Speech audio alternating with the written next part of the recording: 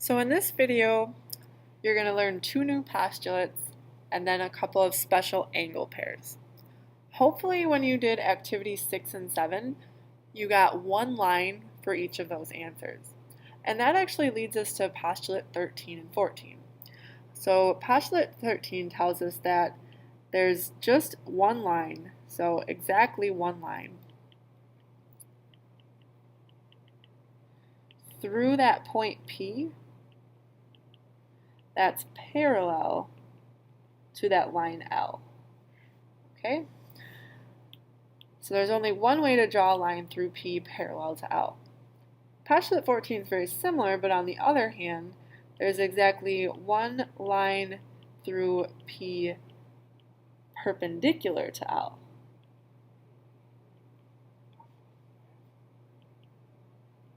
All right.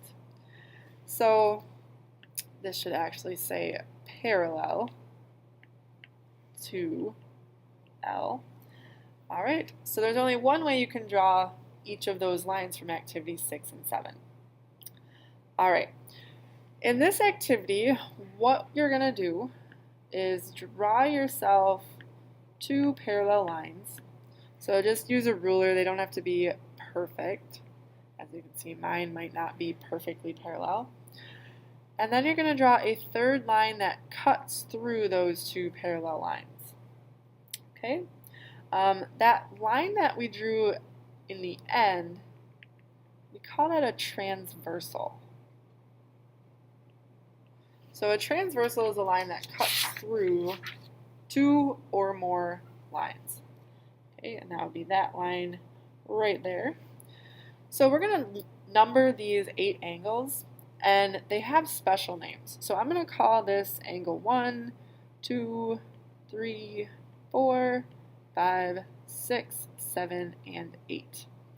And these create some special angle pairs.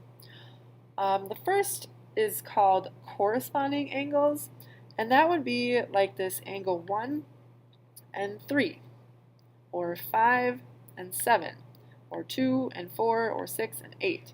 So hopefully you can see, like for example with 1 and 3, that they're kind of like matching angles. So they correspond to one another. So just as an example using the picture above, we have angle 1 and 3. There's 3 other pairs. We got angle 2 and angle 4. We have angle 5 and 7. And then the last one you could probably see already is angle 6 and 8. All right, let's go ahead and move on to alternate interior angles. Now, alternate is another word for opposite. Interior is another word for inside. So these are your opposite inside angles. So if we look here, get rid of this highlighter above. That was 1 and 3. So that would be angles like 2 and 7 would be an example of opposite interior angles. They're inside the lines and they're on opposite sides of the transversal. So we could have like angle 2 and angle 7, and there's one other pair. It's 3 and 6. Angle 3 and angle 6, these two here, would be another pair of alternate interior angles. All right, moving on, we have our alternate exterior angles. Alternate still means opposite. Exterior now means outside.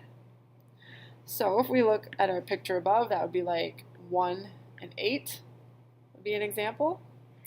So let's put that on our example list, angle 1 and 8. And hopefully you see the other pair, 1 and 8, and then also 5 and 4 would be opposite exterior angles. So angle 5 and angle 4.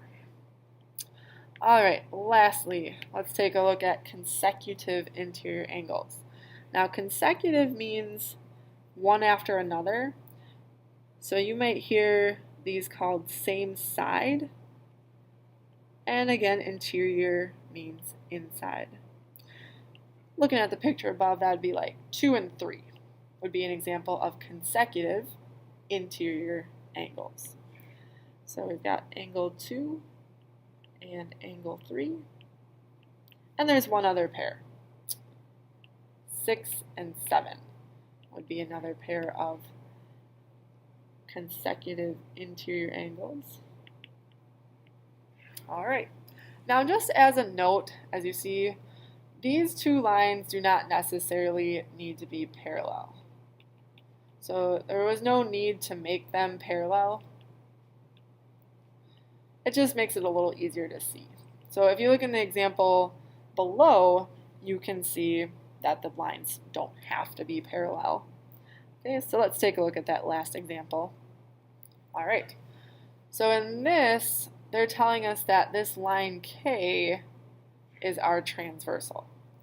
And we're going to do the same thing that we did in the definitions above. We're going to list some possible pairs of angles using that line K as the transversal. So I'm going to give you one of each, and your job is going to be to figure out the other pairs of these types of angles. So for number 1, we're going to look at corresponding angles. So I'm just going to pick one at random. I see here that angle 1 corresponds to angle 5. So angle 1 and angle 5 would be one example. There are 3 other pairs that you need to find.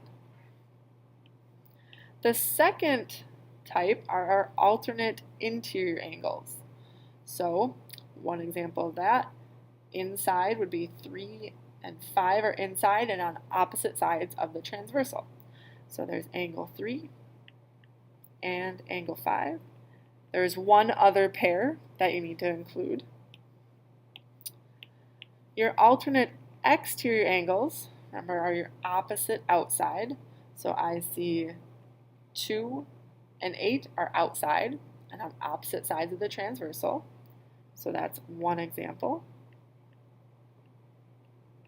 There's one more pair that you need to include. And lastly, consecutive interiors.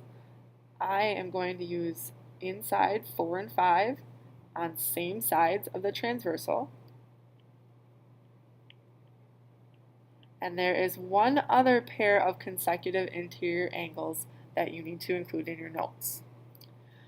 So after you're done getting those other angle pairs, you can write your summary, and then your assignment is to finish your 3.1 worksheet.